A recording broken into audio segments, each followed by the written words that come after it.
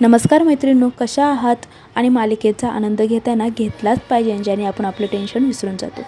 तर इथे आता तू ही रे माझा मित्र या मालिकेमध्ये अर्णवने नम्रता आणि आकाशच्या जे रिलेशन आहे, जे प्रेम आहे, त्या प्रेमाला नाकार दिलेला आहे. तर नेमकं काय झालं आहे चला जाणून घेऊया.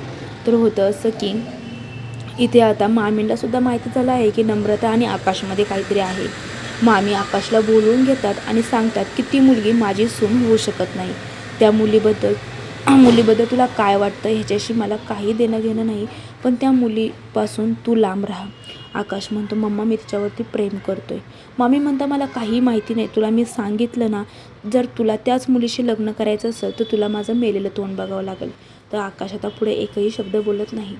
त्यानंतर आता आकाशने तर माघार घेतलेलीच असते, पण आता काहीतरी करून नम्रता आणि आकाशला एकत्र आणण्यासाठी ना आता अर्णवजवळ ही जाते आणि ती म्हणते आपल्याला आहे ना काही झालं ना तरी अर्णव आणि नम्रताबद्दल विचार करायला लागणार.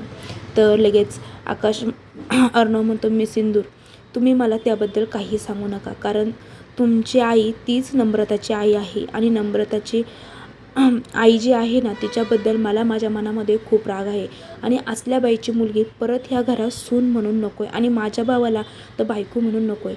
तुम्ही घरात आल्या ना त्याच खूप आहेत. आता हे ऐकल्यानंतर ईश्वरीला खूपच दुःख होतं. ती अर्णवला समजून सांगण्याचा प्रयत्न करते, पण अर्णव काही ऐकत नाही. आता ईश्वरी रूमच्या बाहेर रडत येते. तेच रडत येताने राकेश तिला बघतो. तर राकेशच्या पाठीमागेच येतो आणि गार्डनमध्ये ईश्वरी एकटीच रडत असते. राकेश म्हणतो काय झालं?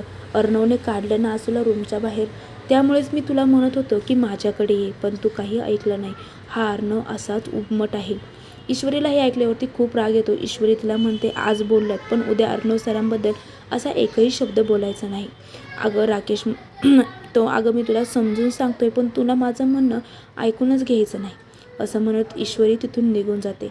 आता पुढील भागामध्ये ईश्वरी आकाश आणि नम्रताला एकत्र आणण्यासाठी नक्की काय करेल हे जाणून घेण्यासाठी चॅनलला सबस्क्राईब करा आणि आपल्या व्हिडिओला नक्की लाईक करा. थँक्यू.